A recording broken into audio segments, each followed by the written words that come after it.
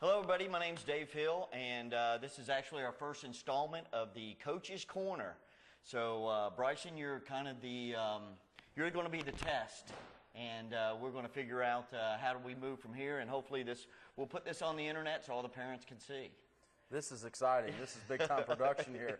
So I'm excited about being the test and looking forward to getting some information out to our people. Okay, so a little bit about what's coming up. We're in the off season now, so the kids are working out, and we got a couple of special things going on with the football program. You want to tell us about? Well, I term it actually real season, because in football there's no off season. Everybody's working hard. We've got a great group of staff members that are working in our weight room. Jared Babick, a former player, he's a strength and conditioning specialist from WKU.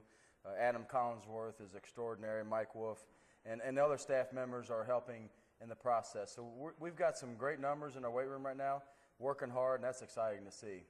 The other thing that we're doing is this Thursday night, February the 2nd, we're doing a big open house. It's for Ryle, it is for the Ryle community and Ryle football players, family members. What we're trying to do is enhance our relationships between our parents, our community supporters, even players if they want to come by.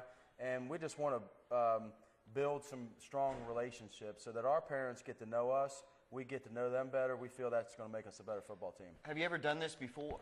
No, we haven't, actually. But what it consists of, you have the ability to meet one-on-one with any of our staff members. And we're going to put our staff on our website this week so that, and Mike Davis is the guy that you just text him. Say, hey, I'd like to meet with Coach Warner between 5:30 and 5:45 to discuss, what direction our offense is going. Anything like that. And anything really is up for discussing. We don't like to talk about playing time because we really don't know at this point. And we usually don't discuss that with our parents anyway. But as far as anything is on the table, and we're excited about the opportunity to meet some great people. All right, so if I'm a parent, and I am, I'll reach out to Mike Davis and set an appointment up. So what kind of questions can the parents ask? Obviously, you said not playing time, but is it going to be, Coach, what kind of offense are you going to run? Coach, how's my son going to fit into the scheme of things? And are the parents allowed to ask you the question that maybe some of them may make you feel uneasy or may make them feel uneasy? Well, they can, if they want to come in and say, what is it going to take my son to get on the field Friday night? What skills can he improve on and work on from now until then? What is our plan with offense, special teams, defense? We're actually going to have medical staff members there. We're going to have a Rydell rep there, the guy that fits our helmet, so our parents can know the safety measures that we're taking as a football program.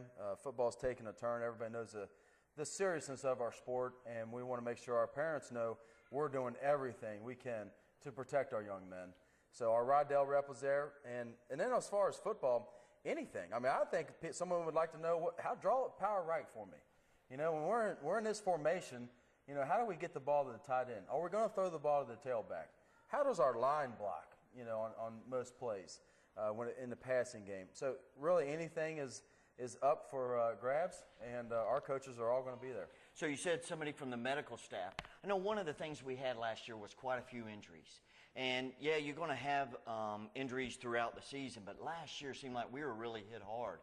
Is there any kind of statistics, or have you guys sat down and said what changed from last year to the prior year, or has there always been that kind of injury, that many injuries? Well, like what we're doing right now with social media, I think that really put us up against the toughest schedule in the state of Kentucky, probably besides Trinity, and that took its toll. But that's fine. That's where we want to be. When you beat a team like Highlands on national TV, people don't want to play you, and our guys they play hard, they hit hard. Those things are factors, but we're a team that I think a lot of teams should take on because it's going to make you better, and that's something that we're doing. We're improving our schedule each year. The injuries is some of the things that we're going to talk about as numbers. We're going to build our numbers. I'm personally sitting down with each individual. If you want to be on this football team, I'm going to bring you in the office for a half hour. I'm going to sit down with you. Our staff is going to know anything about your family life, your mom and dad, We're going to have all your information, who your brothers and sisters are, other sports you're interested in. We want to know everything about these young men. And then we're also asking each player to recruit one guy to come out and play football for us. I know one of the things that we looked at last year versus the year before was we had 75 kids 2 years ago. Last year our numbers seem to have dropped. Now, and I understand there is some weeding process where kids just don't want to play, they don't want to continue it. But one of the biggest schools in the state of Kentucky, we only had 55 kids on the roster. What can we do to get more of those kids to participate? Well, we can make it more fun. We run a very difficult and disciplined football program, but you can still do that and add some fun into it. We do sprint a lot. We're going to add a lot of football drills into those sprints. They'll be catching footballs, chasing after footballs. They won't realize they're conditioning, but that's what they're going to do. So we're doing a lot of different things in our program to build numbers, make it more fun, and build great team chemistry. So we can get our number 70 strong is our goal right now. We want 80, 90. So I saw where Police is going to have the team over next week to watch the Super Bowl. I think that's a great building camaraderie with the kids getting together and doing stuff like that. To me, not only with the kids, but with the parents. Because I think we talked about this a little bit earlier. You're going to have a special team this year. I think this is going to be a very good team. The kids seem to be blending well. And not only that, the parents get along well too. And guess what? I think that has a lot to do with it as a part of a team as well. I'm glad you said that because that's a great formula for success. And it is more about chemistry than X's and O's.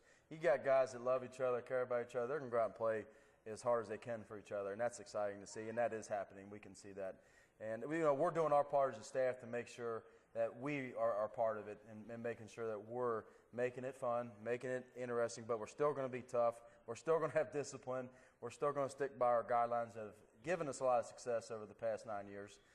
But we do have one special group, we believe. All right, so one of the things that we discussed a little bit earlier was injuries. Brad got the foot got hurt. Travis tore his ACL. We seem to have a lot of shoulder injuries with Trigo, Kennedy.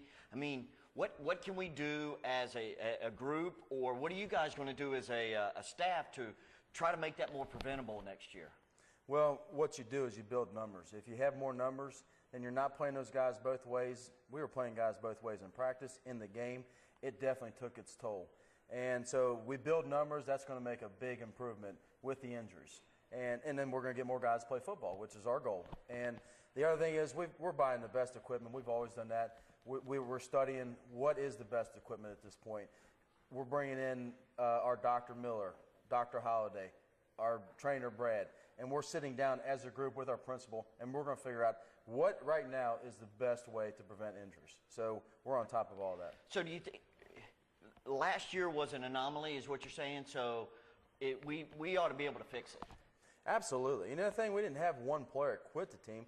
We just had probably up to – and I think it was part of the schedule we played, but you have to do measures to prevent injuries. If we're going to – and we got a kind of a goal. If we ever get below 90% injured, we're going to do drastic reduction of hitting throughout the week. We feel we can hit throughout the week maybe 20 minutes one day a week. The rest is going to be football teaching. I think we've got an outstanding staff, the best staff we've ever had, and I really believe that we're going to teach so much football that we don't have to do that constant contact to get them to play harder. More chalk talk type?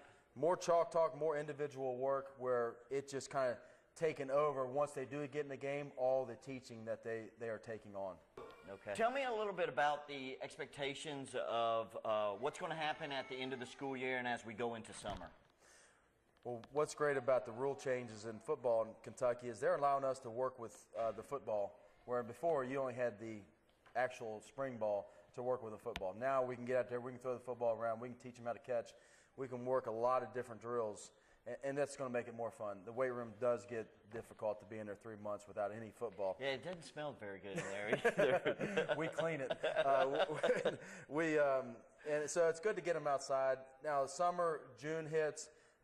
We're not allowed to do passing games, but we'll do a lot of fun things, within our team with helmets on. We've got the dead period, which I believe is very beneficial for high school football. Gives us a chance to get away from football and spend time with families and enjoy the summer a little bit, and then we hit it again come July. The dead period is June 25th through July 9th. We normally give them another week after July 9th. We may do a Union Raiders camp, get the seniors to come down and work with our Union Raiders. And then Midnight Madness is the first time we get a chance to hit. And we want it to be big this year. We're hoping there's a huge crowd, tremendous night for the community to come out. We're going to do some of the things I know you talked about, do some highlight films last couple of years. Just have a great night. Make it a celebration. Absolutely. And we've been doing it. This will be our 10th year.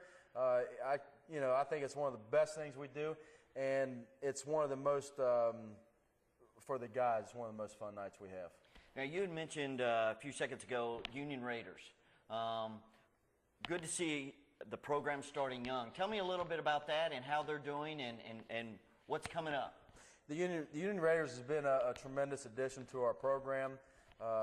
We still support the Boone County Pee Wee Football League, and we have so many more guys that are having a chance to play football, in the game, and that's what makes the Union Raiders so special. It's a great organization ran by Rick Shear. Fred Bernier has bumped up to become our freshman head coach. He's taken those Union Raiders, a lot of those guys he's worked with.